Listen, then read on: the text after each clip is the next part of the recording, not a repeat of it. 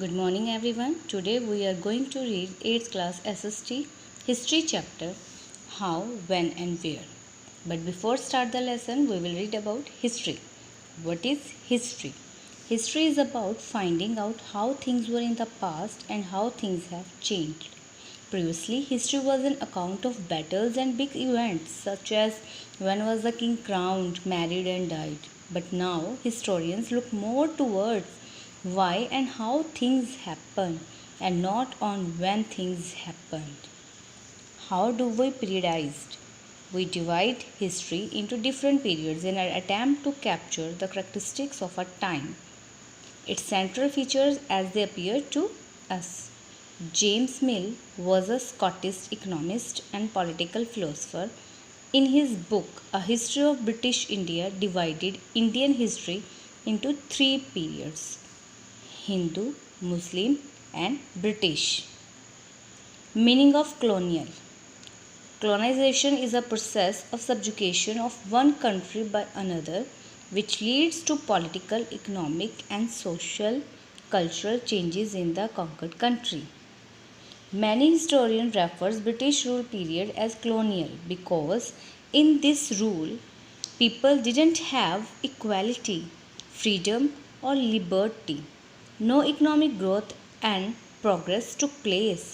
British established control over the economy and society. How do we know about all these things? Historians used various sources in writing about the modern history of India or last 250 years of Indian history. Administrative records. Official records of the British administration and some important sources of modern Indian history. The British maintained strict control over administration and ensured that all administrative actions were well documented. Survey. The British believed that to rule any country effectively, it is required to know that country properly. Therefore, detailed maps of the entire country were prepared during the early 19th century. Revenue surveys were conducted in the villages to know about the topography, soil quality, flora, fauna, local history and the cropping pattern. Monuments and towns.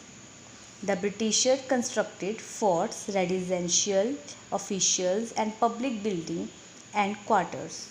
The Victoria Memorial in Kolkata, Victoria Terminus in Mumbai, Fort Williams in Kolkata and Rashtrapati Bhavan are some of the important buildings constructed during this period. Students, I hope you have understood this chapter well. Thank you.